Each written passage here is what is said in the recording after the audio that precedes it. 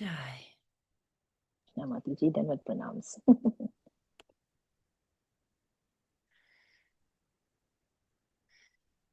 Okay. I think we say Jaya Radha Madhava Kunja Bihari. Jaya Radha Madhava Kunja Bihari. Jaya Radha Madhava Kunja Bihari. Jaya Radha Madhava Kunja Bihari. Bihari. Gopi Janvalabha Girivaradhari. Jaya Gopi Vallabha Girivaradhari. Jai Gopi Janvalabha Girivaradhari. Jaya Gopi Janavallava Girvaradari. Yashoda Nandana Brajjana Ranjana. Yashodanandana Brajjana Ranjana. Yashoda Nandana Brajjana Ranjana. Yashodanandana Brajjana Ranjana. Yamuna Tira Vanachari. Jamuna Tira Vanachari. Yamuna Tira Vanachari. Yamuna Tira Vanachari. Jaya Radha Madhava Kunja Bihari. Jaya Radha Madhava Kunja Bihari. Gopi Janvalabha Girivaradhari. Jaya Gopi Jana Ballava Girvaradari. Yashoda Nandana Brajjana Ranjana.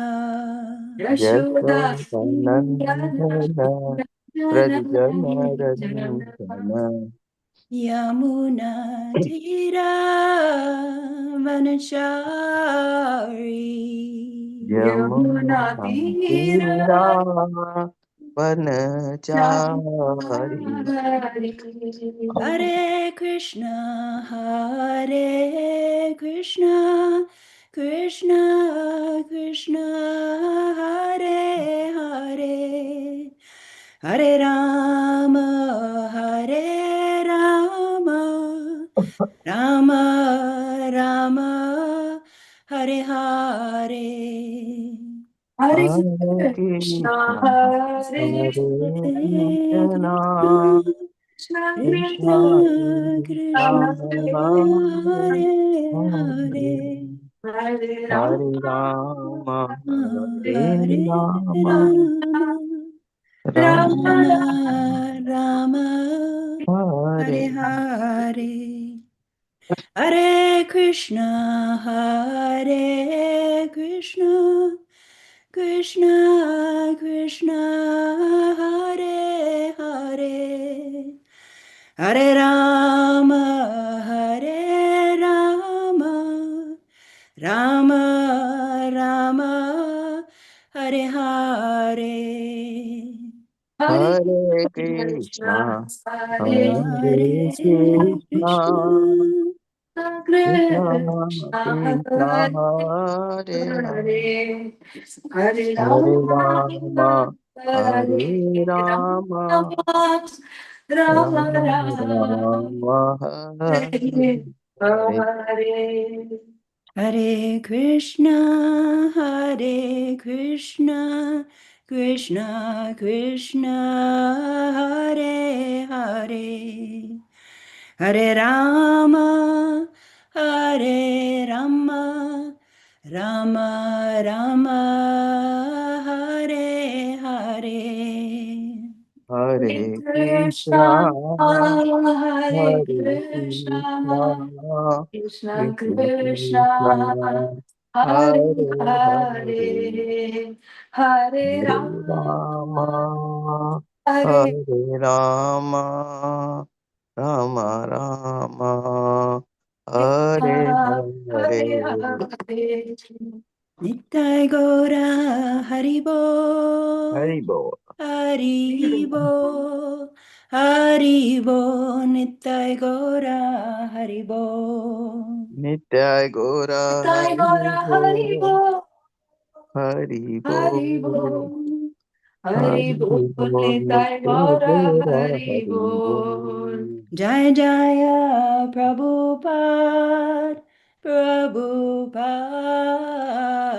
Prabhupada, Jai Jaya Prabhupada. Jaya Jaya Jaya Jaya Prabhupada, Prabhupada, Prabhupada, Prabhupada, Prabhupada, Jaya Jaya Prabhupada, Jaya Prabhupada. Jaya Prabhupada. Jai Jaya Gurudev, Gurudev, Gurudev, Jaya Gurudev. Jaya Jaya Jaya Jaya Gurudev, Gurudev, Gurudev. Gurudev, Gurudev, Gurudev, Jaya Jaya Gurudev. Gaura Premanande, Hari Hari Hari Hari Bol. Hari Hari Bol. All Bol. glories to Śrīmad-Bhāgavatam ki. Jai, Jai. All glories to Srila Prabhupada ki. Adki Jai. Jai. Om Namo Bhagavate Vasudevaya. Vasudevaya. Om Om Namo Namo Bhagavate Bhagavate Vasudevaya. Vasudevaya. Om Namo Bhagavate Vasudevaya. Om Om Namo Namo Bhagavate Bhagavate Vasudevaya. Vasudevaya. Om Namo Bhagavate Vasudevaya. Om Om Namo Namo Bhagavate Bhagavate Vasudevaya. Vasudevaya. Narayanam Namaskritya Naram Cheva Narottamam Narayanam Devim Namaskritya Saraswatim Vyasam Vyasam Tato tato Jayam jayam Udiraye mudiraye nashta Nashtaprayeshu prayeshu Bhadreshu abhadreshu Nityam nityam Bhagavata bhagavata Sevaya sevaya Bhagavati bhagavati Uttama Shloke shloke Bhaktir bhaktir bhavati Nashti. naistiki. Hare Krishna. Hare So, Hare welcome Krishna. everyone. Today we're reading from Śrīmad-Bhāgavatam. Where are we? Canto 5, The Creative Impetus. Chapter 3, Rishabdev's appearance in the womb of Meru Devi, the wife of King Nabhi. And today's verse is verse number 15. I tried to practice this, the chanting. As we all know, currently we're in a section of Bhagavatam that the meter doesn't, our normal standard meters don't normally work. But, you know, we'll give it a go. So we'll try and chant this together. If I can remember how I practiced it. Haribol. Yadu havava tavapanar adabra.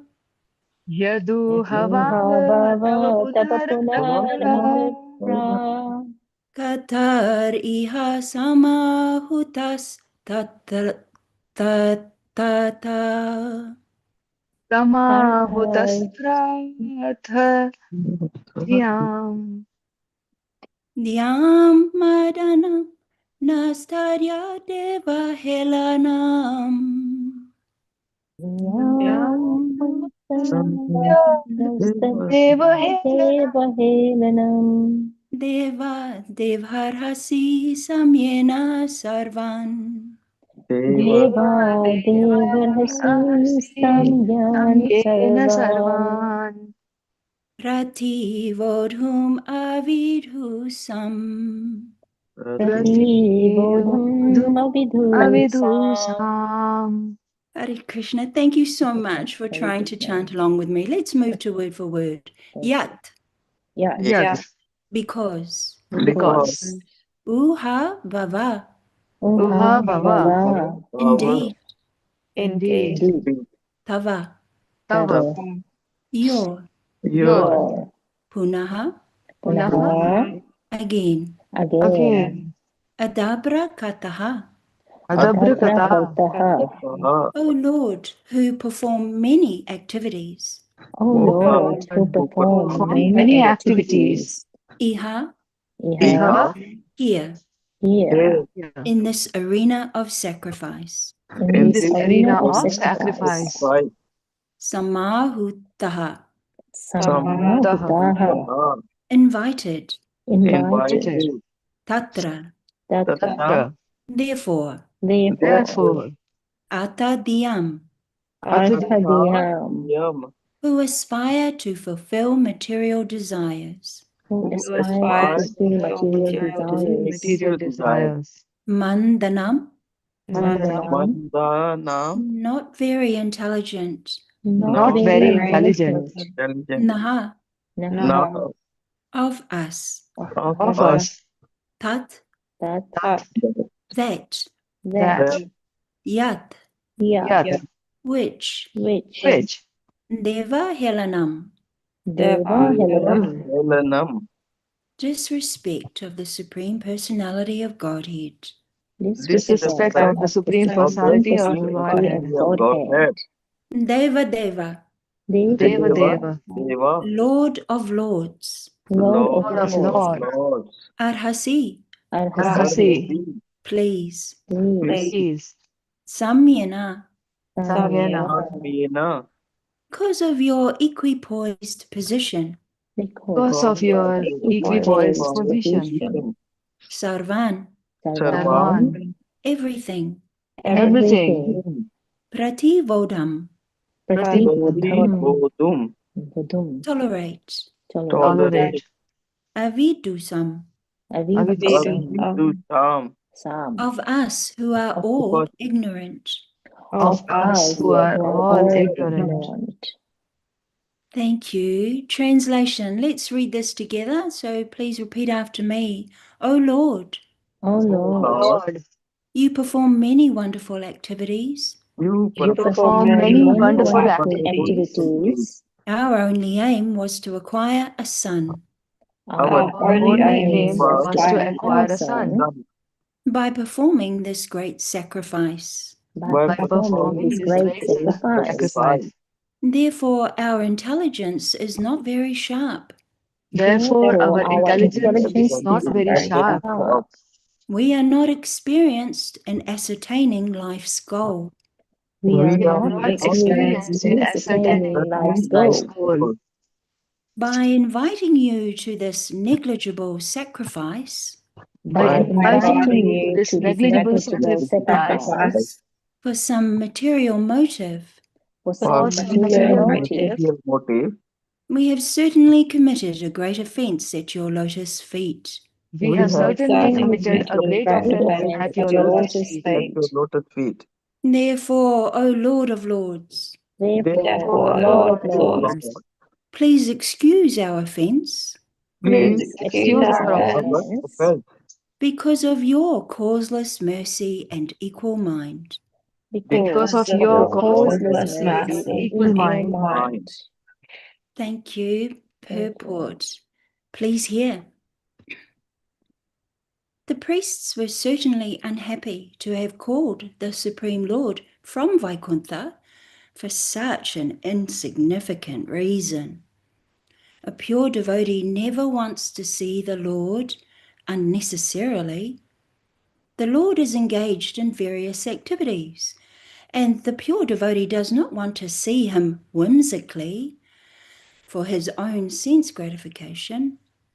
The pure devotee simply depends on the Lord's mercy.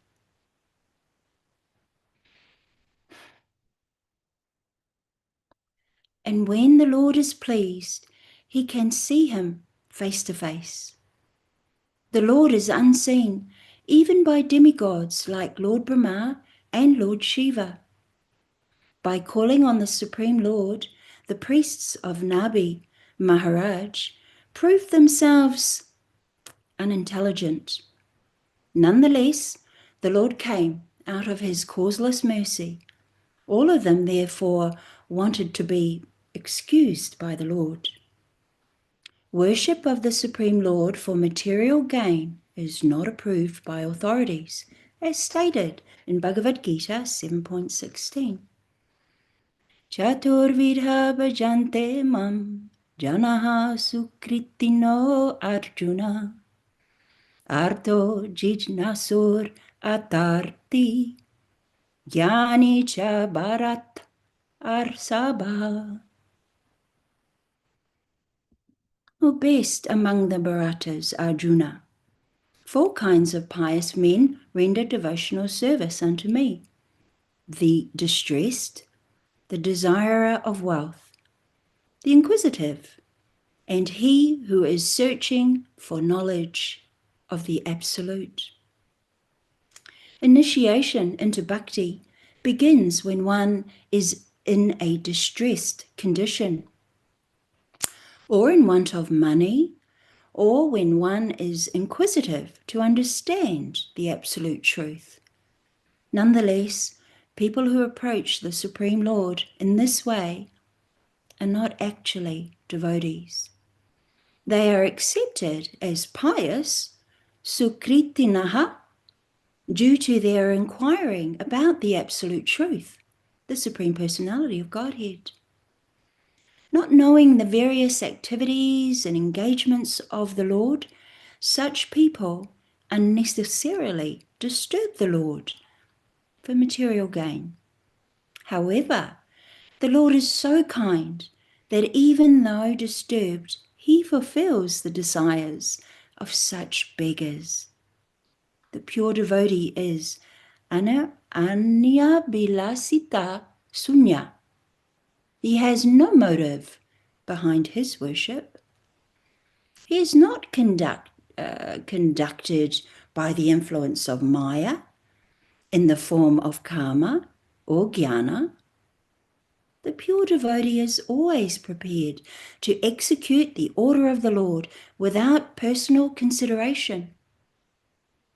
The Ritvija, the priests at the sacrifice, knew very well the distinction between karma and bhakti, and because they considered themselves under the influence of karma, fruitive activity, they begged the Lord's pardon.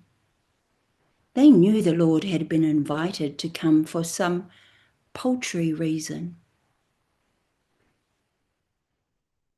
Om Jnana Timirandasya Jnananjana Salakaya Chakshurunmilitam Yena Tasmai Shri Guruve Namaha. Namo Vishnu Padaya Krishna Prasaya Bhutale Srimati Bhaktivedanta Swaminiti Namine. Namaste Saraswati Deve Gauravani Pracharine Nivyasesha Shunyavadi Pashyata Desatarine. Jai Shri Krishna Chaitanya Prabhu Nityananda Shri Advaita Gadadha Shri Vasari Gaura Bhakta Vrinda. Hare Krishna, Krishna Krishna, Hare Hare, Hare Rama, Rama Rama, Hare Hare. Welcome everyone, welcome to class. And this beautiful part of Bhagavatam that we're up to at the moment. So let me pull up some notes. Oops, no, not that one. Where am I? There I am. So yes, Welcome everyone to class today, and thank you all for your attendance. It's always such a blessing to be able to glorify Śrīmad-Bhāgavatam, and therefore I'm extremely grateful for this opportunity. And before we begin as such, please may I ask for your blessings and also your forgiveness if you or I rather make any mistakes or offenses. So that translation again. O Lord, you perform many wonderful activities. Our only aim was to acquire a son by performing this great sacrifice. Therefore, our intelligence is not very sharp.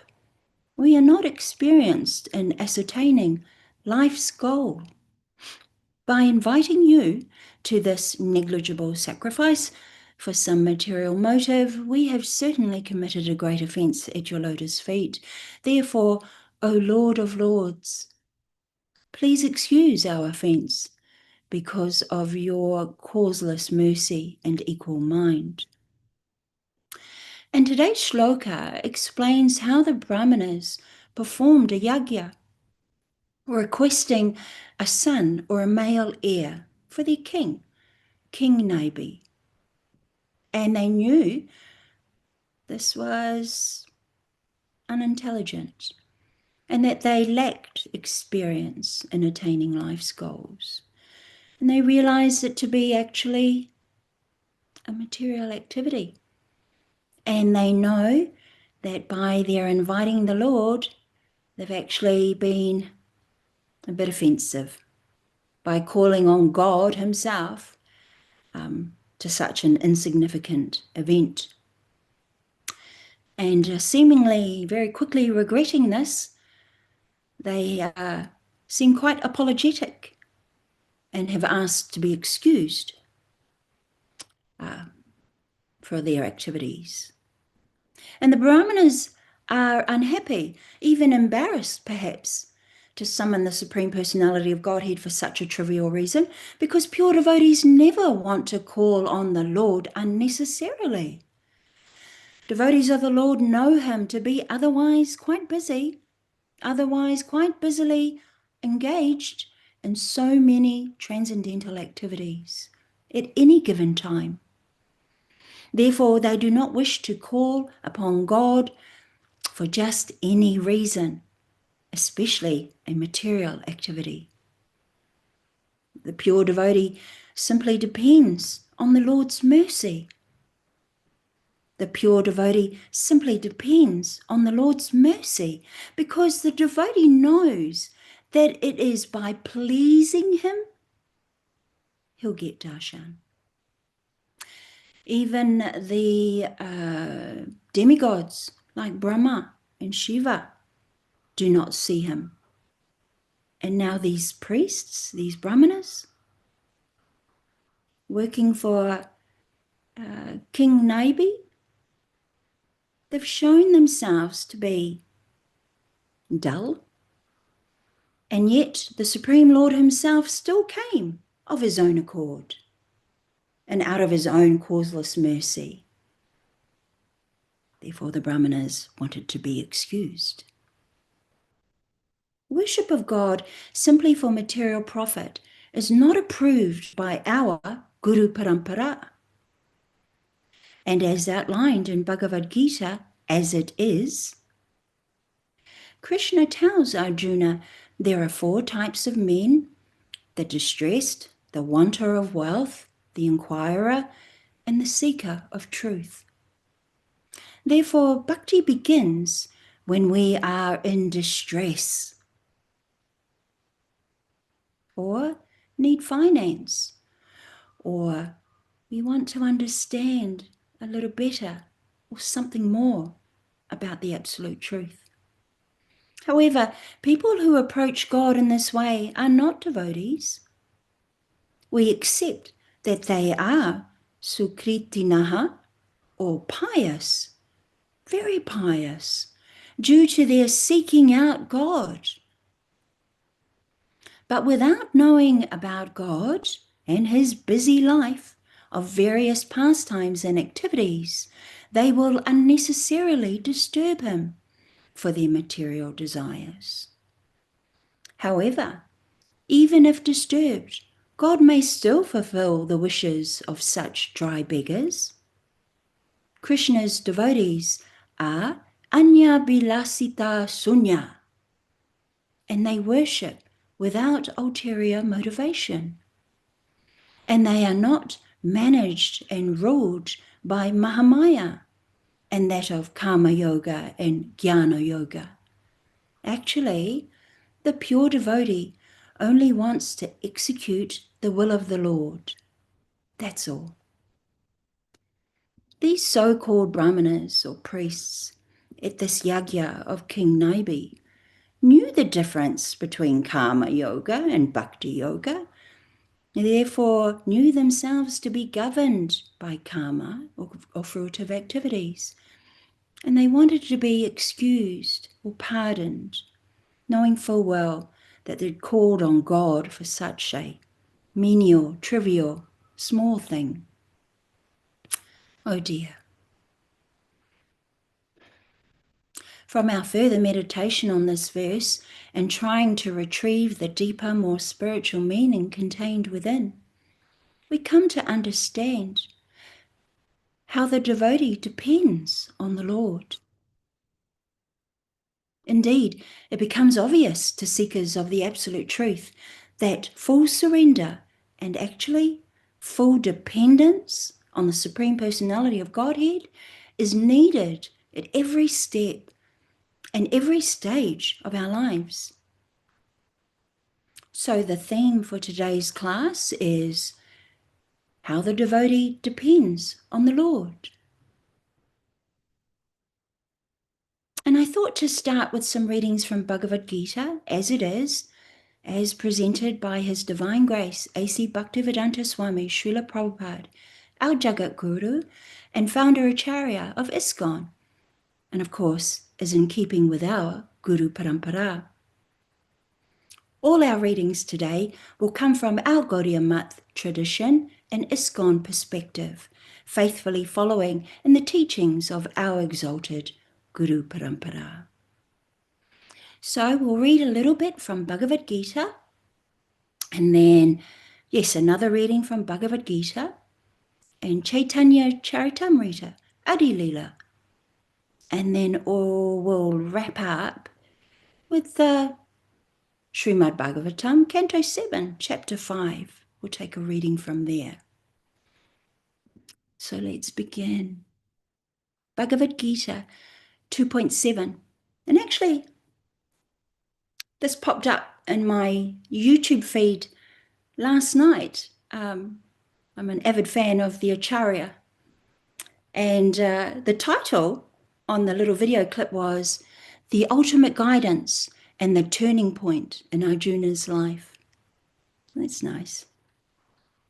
Karpanya dosha fakta svabhava prichami tvam dharma samudacheta yach shreyaha shyanishtitam bruhitan me sisyasteham sarimam tvam prapanam. Translation. Now I am confused about my duty and have lost all composure because of miserly weakness. In this condition, I am asking you to tell me for certain what is best for me. Now I am your disciple and a soul surrendered unto you. Please instruct me. Purport. By nature's own way, the complete system of material activities is a source of perplexity for everyone. In every step, there is perplexity, and therefore it behooves one to approach a bona fide spiritual master who can give one proper guidance for executing the purpose of life. All Vedic literatures advise us to approach a bona fide spiritual master to get free from the perplexities of life, which happen without our desire. They are like forest fires, or they are like a forest fire that somehow blazes without being set by anyone. Similarly, the world situation is such that perplexities of life automatically appear without our wanting such confusion. No one wants fire, and yet it takes place, and we become perplexed. The Vedic wisdom therefore advises that in order to solve the perplexities of life and to understand the science of the solution, one must approach a spiritual master who is in the disciplic succession. A person with a bona fide spiritual master is supposed to know everything. One should not therefore remain in material perplexities, but should approach a spiritual master. This is the purport of this verse. Who is the man in material perplexities? It is he who does not understand the problems of life. In the Brihad Andreyaka Upanishad 3.8.10, the perplexed man is described as follows. Yova itar aksaram garaki avit vasamal lokat praiti sakripanaha. He is a miserly man who does not solve the problems of life as a human, and who thus quits this world like the cats and dogs without understanding the science of self-realization. This human form of life is a most valuable asset for the living entity who can utilize it for solving the problems of life. Therefore, one who does not utilize this opportunity properly is a miser. On the other hand, there is the Brahmana, or he who is intelligent enough to utilize this body to solve all the problems of life. Ya itad aksharam gargi vitir vasmal lokat praiti sa brahmanaha. The kripanas, or miserly persons, waste their time in being overly affectionate for family, society, country, etc., in the material conception of life. One is often attached to family life, namely to wife, children, and other members, on the basis of skin disease. The kripana thinks that he is able to protect his family from death, or the kripana thinks that his family or society can save him from the verge of death. Such family attachment can be found even in the lower animals who take care of children also. Being intelligent, Arjuna could understand that his affection for family members and his wish to protect them from death were the causes of his perplexities. Although he could understand that his duty to fight was awaiting him, still, on account of miserly weakness, he could not discharge the duties. He is therefore asking Lord Krishna, the Supreme Spiritual Master, to make a definite solution. He offers himself to Krishna as a disciple. He wants to stop friendly talks between the master and the disciple are serious. And now Arjuna wants to talk very seriously before the recognized spiritual master. Krishna is therefore the original spiritual master of the science of Bhagavad Gita. And Arjuna is the first disciple for understanding the Gita. How Arjuna understands the Bhagavad Gita is stated in the Gita itself. And yet, foolish, mundane scholars explain that one need not submit to Krishna as a person, but to the unborn within Krishna. There is no difference between Krishna's within and without. And one who has no sense of this understanding is the greatest fool in trying to understand Bhagavad Gita. Bhagavad Gita 8.14.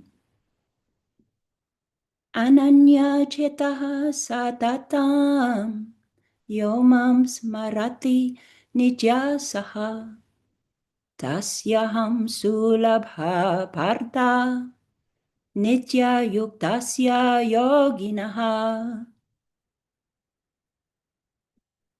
Anya chetaha, without deviation of the mind, satatam, always, yaha, anyone who, mam, me, Krishna, smarati, remembers, nityasaha, regularly, tasya, to him, aham, I am, sulabha, very easy to achieve, partha, O son of Prita, nitya, regularly, yuktasya, engaged, yogenaha, for the devotees.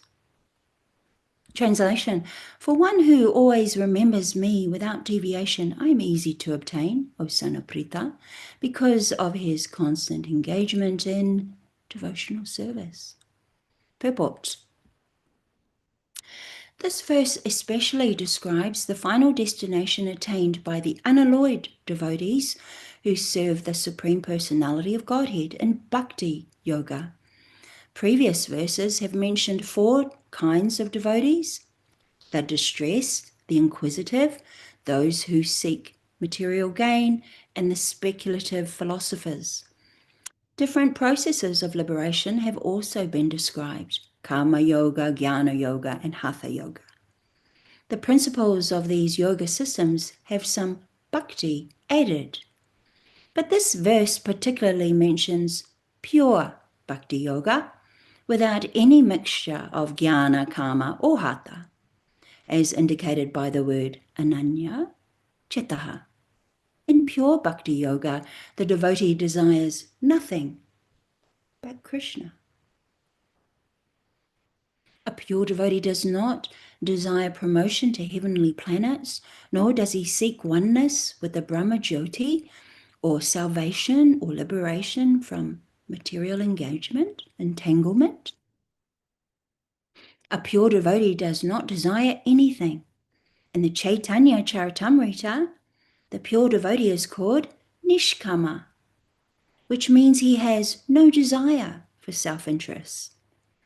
Perfect peace belongs to him alone, not to them who strive for personal gain, whereas a jnana yogi, karma yogi, or hatha yogi has his own self-interests. A perfect devotee has no desire other than to please the Supreme Personality of Godhead. Therefore, the Lord says that anyone who is unflinchingly devoted to him, he is easy to attain. A pure devotee always engages in devotional service to Krishna in one of his various personal features. Krishna has various plenary expansions and incarnations, such as Ram and Nrsimha, and a devotee can choose to fix his mind in loving service to any of these transcendental forms of the Supreme Lord. Such a devotee meets with none of the problems that plague the practitioners of other yogas. Bhakti yoga is very simple and pure and easy to perform. One can begin simply by chanting Hare Krishna. The Lord is merciful to all, but as we have already explained, he is especially inclined towards those who always serve him without deviation. The Lord helps such devotees in various ways, as stated in the Vedas, Katha Upanishad 1.2.23. Yam evasa vrinnute tena labhyas tas yas sa atma virnute tanum svam. One who is fully surrendered and engaged in devotional service of the Supreme Lord can understand the Supreme Lord as he is. And as stated in Bhagavad Gita 10.10, Dadami Buddhi Yogam Tam. The Lord gives such a devotee sufficient intelligence so that ultimately the devotee can attain him in his spiritual kingdom. The special qualification of the pure devotee is that he is always thinking of Krishna without deviation and without considering time or place. There should be no impediments. He should be able to carry out this service anywhere and at any time. Some say that the devotee should remain in holy places like Vrindavana or some holy town where the Lord lived. But a pure devotee can live anywhere and create the atmosphere of Vrindavan by his devotional service. It was Sri Advaita who told Lord Chaitanya, "Wherever you are, O Lord, there is Vrindavana." As indicated by the words Satatam and Nityasaha, which mean always, regularly, or every day. A pure devotee constantly remembers Krishna and meditates upon him. These are qualifications of the pure devotees for whom the Lord is most easily attainable. Bhakti Yoga is the system that the Gita recommends above all others. Generally, the Bhakti yogis are engaged in 5 different ways. 1, Shanta Bhakta, engaged in devotional service in neutrality. 2, Daisya Bhakta, engaged in devotional service as servant. 3, Sakya Bhakta, engaged as friend. 4, Vatsalya Bhakta, engaged as parent. And 5, Madhurya Bhakta, engaged as conjugal lover of the Supreme Lord. In any of these ways, the pure devotee is always, constantly engaged in the transcendental loving service of the Supreme Lord and cannot forget the Supreme Lord. And so for him, the Lord is easily attained. A pure devotee cannot forget the Supreme Lord for a moment. And similarly, the Supreme Lord cannot forget his pure devotee for a moment. This is the great blessing of the Krishna conscious process of chanting the Mahamantra. Hare Krishna, Krishna Krishna, Hare Hare, Hare Rama, Rama Rama, Hare Hare. Chaitanya Charitam, Rita, Adi Leela 4.204. Arasudha Bhakta Krishna Prema Seva Vine Svasukhata Salokyadi Nakare Grahane. Ara and Sudha Bhakta, the pure devotee, Krishna Prem, out of love for Lord Krishna, seva, service, vinay, without, svasukha artha, the purpose of one's own pleasure, salokya adi, the 5 types of liberation, beginning from salokya, residing on the same spiritual planet as the Lord, nakare, do not do, grahane, acceptance. Translation. Furthermore,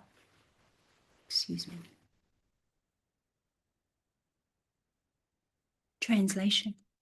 Furthermore, pure devotees never forsake the loving service of Lord Krishna to aspire for their own personal pleasure through the 5 kinds of liberation.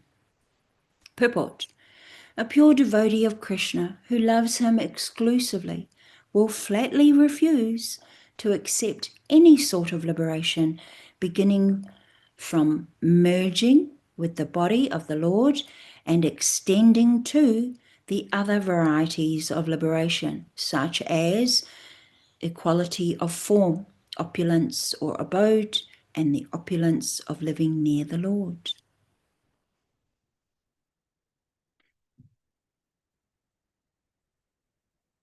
And now, moving to Śrīmad-Bhāgavatam Ki Jai, Canto 7, Chapter 5. Prahlad Maharaj, the saintly son of Hiranyakashipu. Gosh, he faced a lot of trials and tribulations.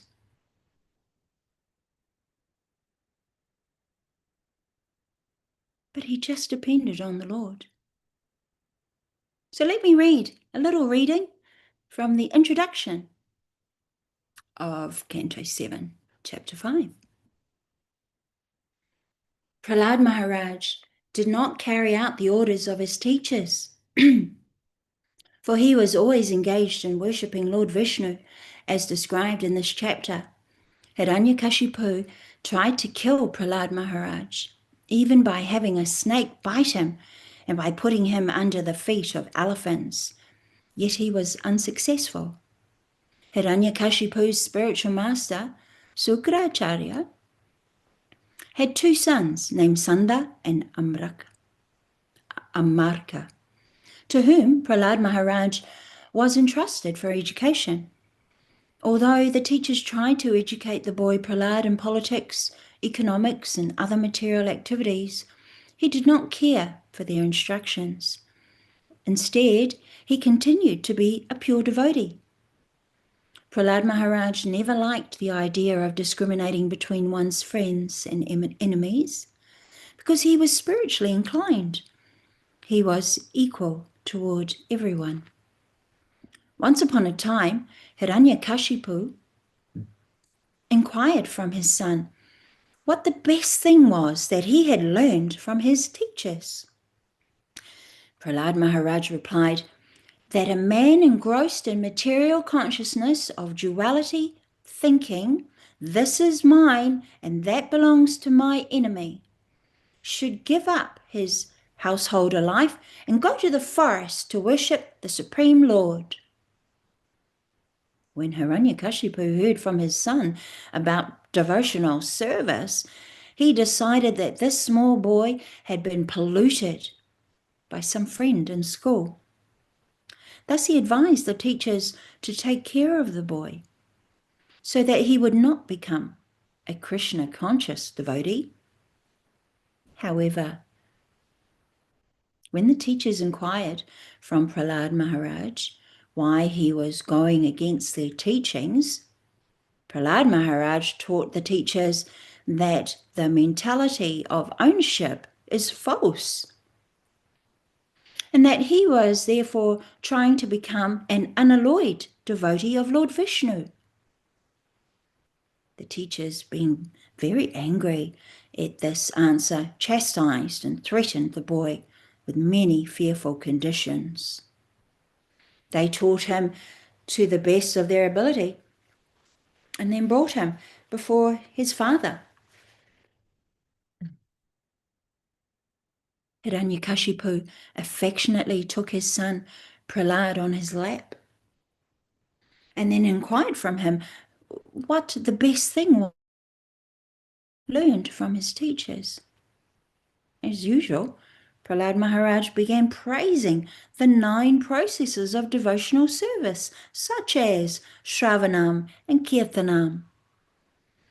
Thus the king of the demons, Hiranyakashipu, became extremely angry,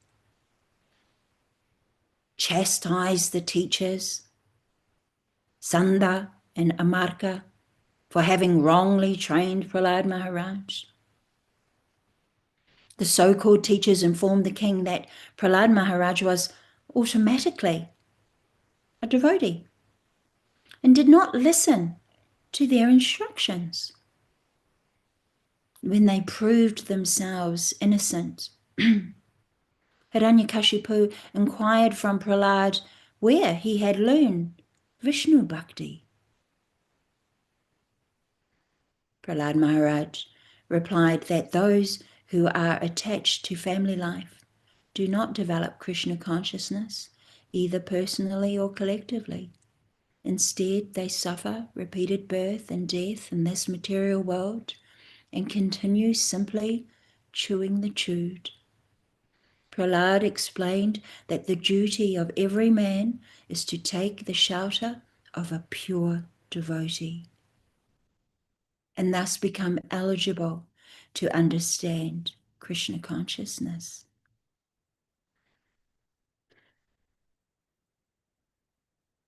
Enraged at this answer, Hiranyakashipu threw Prahlad Maharaj from his lap. Since Prahlad was so treacherous that he had become a devotee of Vishnu, who had killed his uncle Hiranyaksha, Hiranyakashipu asked his assistants to kill him.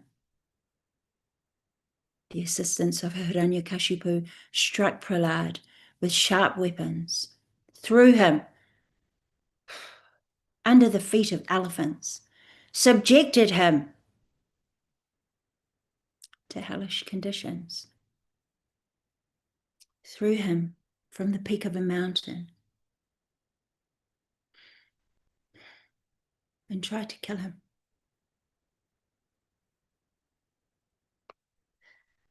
Tried to kill him in thousands of other ways, but they were unsuccessful. Hiranyakashipu therefore became increasingly afraid of his son, Prahlad Maharaj, and arrested him.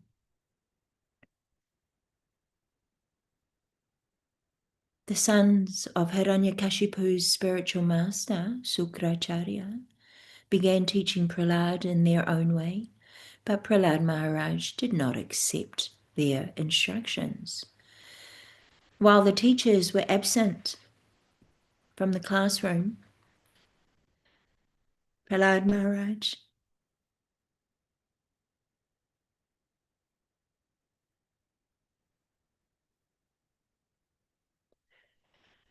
he began to preach Krishna consciousness in the school. And by his instructions, all his class friends, the sons of the demons, became devotees just like him. So lovely. Excuse me.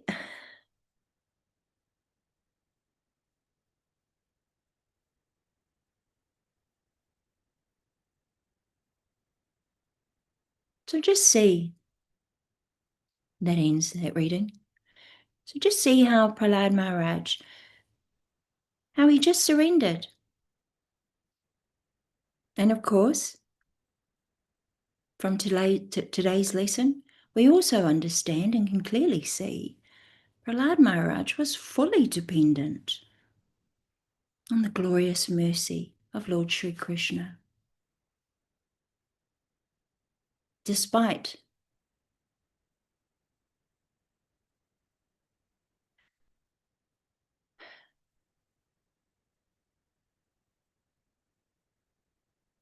all the bad deeds done by his father,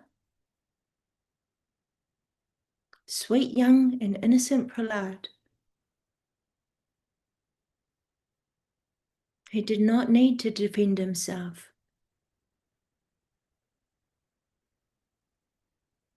Because the Lord loves him dearly. And our sweet Lord, Lord Sri Krishna, will always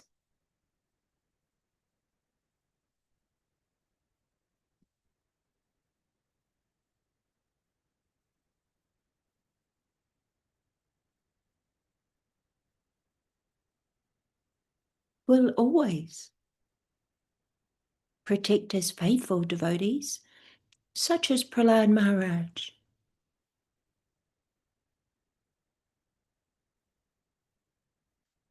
And he will always fully protect those who fully depend on him only, without ulterior motives or confusion in their hearts. So in summary here, today's topic has been how the devotee depends on the Lord. And we read from Bhagavad Gita as it is.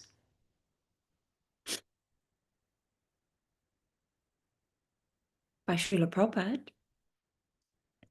Namely, Bhagavad Gita 2.7, Bhagavad Gita 8.14, Chaitanya Charitamrita Adi Leela 4.204, and of course we read from Śrīmad-Bhāgavatam Canto 7, Chapter 4, to outline the lovely story of Prahlad Maharaj. And I got a little emotional, please forgive me. Happens, especially when you're connecting, I think, like on a fairly deep level. You're thinking about the words and having them come through your mouth. This body, this vessel, will be caught up in some of those emotions. Correctly so. And I'm aware of this. I'm aware of my emotional state at any given point due to my social work training. So I'll stop there. Thank you all, devotees. So nice, so lovely to attend and listen attentively. I really appreciate that. Thank you for your time. If there are any questions or comments, certainly please open your microphone, and if I can't answer, we have many learned devotees in the room. I'm sure we'll be able to help you. Thank you. Hare Krishna. Hare Krishna, Jamuna. Haribol Mataji. Thank you very Haribol. Thank you very much for a lovely class as usual. Yeah, I'm still having that cold. lingering and not going. Anyway, old age, it doesn't go. Yeah, there is nothing wrong to be emotional, Yamuna. I think you are a pure soul and you have feelings. We are not stones, like something happens around you and nothing touches you. So that is more sort of superficial thing. But when you go deeply into these verses from Bhagavad Gita, Chaitanya Charitamrita, and Śrīmad-Bhāgavatam, the idea of reading all this is that we feel that we are also participating in those things. So there is nothing wrong with that. So I know most of us don't have that sort of feelings, but it's a great quality actually, a person feeling emotional. And we can see that how helpful it is with your background of being a social worker.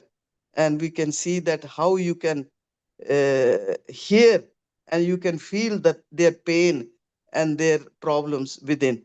And that is actually the Lord. He can see everything in us. We as human being might not be able to see. Sometimes we see people ask somebody how you are, and then somebody wants to talk to them, and then you look at them and they are inattentive. They are not even hearing. It's just like a formality asking how are you feeling. And when then somebody wants to say about that, they are inattentive about that. So, yeah, this is the truth which, we observe. But thank you very much. Wonderful class. But I have another thing I was just thinking that at least I can talk about myself, that I'm not a pure devotee.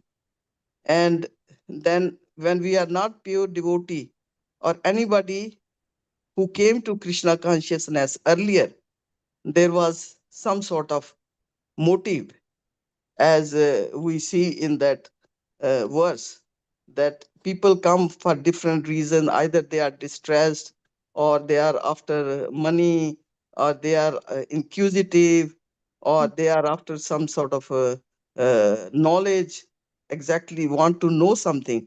And they have got, Krishna says, they are sukritana, they are actually pious people. But at least they have come Yeah. Whatever reason is that. And these are the stepping Yes. stepping steps towards the Lord, that Yes. we have come for some reasons. But ultimately, Lord is so merciful that He actually blesses them from His causeless mercy. And we have seen, many devotees have seen in their lives how they came to Krishna consciousness. Thank you very much again. So, Thank you, Mataji. yeah, it's really nice to hear you and your feelings and everything putting in these Bhagavatam classes. And I really appreciate very much. Thank you very much again. Thank you, Hare Mataji. Krishna. Hare Krishna. Thank you. Yes, I think it's really important not to overly delve into deep meanings and feelings if you don't feel like you can manage your feelings. Because often I've found in my experience, people can judge you and even sort of put you down because you think, oh, you're just a crying little baby girl or something, you know. People will do and say mean things. So what I mean to say is have your emotions, most definitely, but only use them or express them outwardly if you feel confident and safe to do so. You know what I mean? Yeah, that's good. Yeah, that's good. Thank you again. Thank you, Mataji. Thank you, Are there any Mataji. other? Hare Krishna. Hare Krishna. No questions as such, Mataji, but it was a very nice class and it connected us more to the story of Prahlad Maharaj. I have always been reading it. I have always been feeling for that little boy, how much he had to suffer. But yes, it was really sad. And but you see the devotees, like we devotees take a lot of aspiration, encouragement from this type of people and the devotees. Thank you, Mataji. Hare Krishna. Thank you, And the Aratani. pranams. Any other questions or comments? Hi, Krishna Mataji, Dhanavad Pranam. Thank you for your nice class and nice points that you gave throughout the class.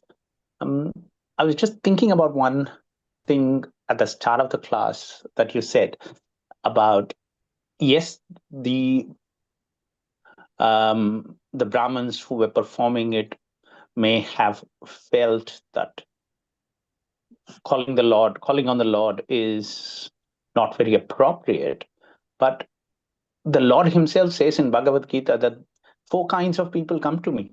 Yeah. So that means that the Lord is not actually thinking of that as inappropriate. That's right. So how do we match these two moods?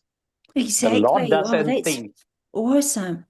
So I think you're right. I'm assuming, because I'm thinking of myself in that situation, that I would be unhappy and that I would feel embarrassed. And then, of course, the Lord is magnanimous, right? He is not motivated to defend our feelings or to come and help us manage our feelings. He's on a different level. So I think when we see these moments of God being so magnanimous, so merciful, and us servants confused in our emotional states. So whether that's feeling unhappy, embarrassed, ashamed, whatever that emotional state, kind of irrelevant. We should feel something that's not right. So I think whatever emotional state is going on here for the devotee, it is for them to try and understand what that's about, of course, but not necessarily impactful for God, who's coming and working on his own agenda and responding to what he sees to be the issue. And therefore healing from within our hearts if he sees fit in certain ways, I guess. So yes, there might not be a match necessarily always in our service, the emotions, the intention, maybe. I'm waffling. I've lost the plot, Prabhu. Sorry. I don't know if that was any help at all.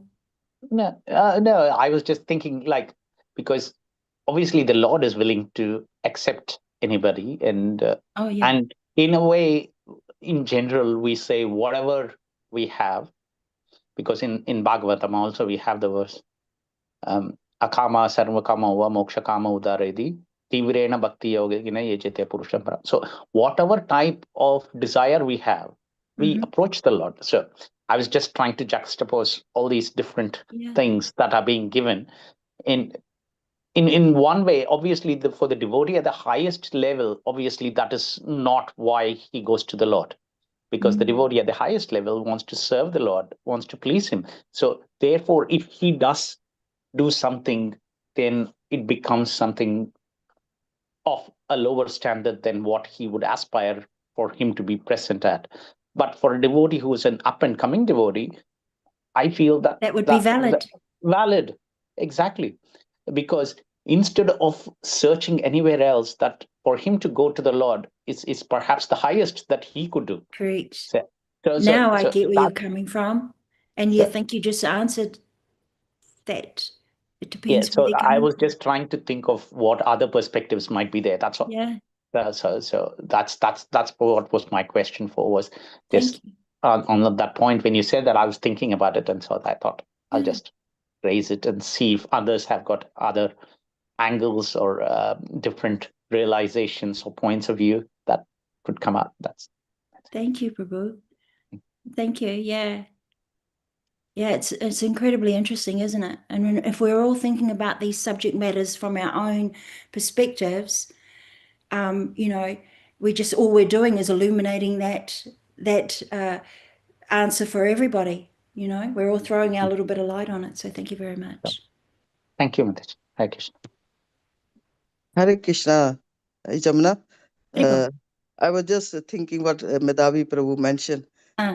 As we read in this verse, that the priests who are doing on behalf of the king, because he wanted a son, and they are very, very elevated. These priests are very qualified, these brahmanas, and they did what they had to do to satisfy the desire of the king. Okay. And they were actually serving the king at that time, of course. And after doing all the performances of yajna and everything for getting a son for the king, this was their duty, so they performed their duty.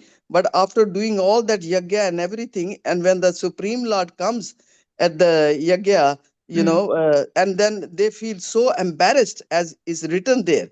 And it is their actually humility that they have done their job properly, everything is done, but then they felt embarrassed that, look what we have disturbed Lord.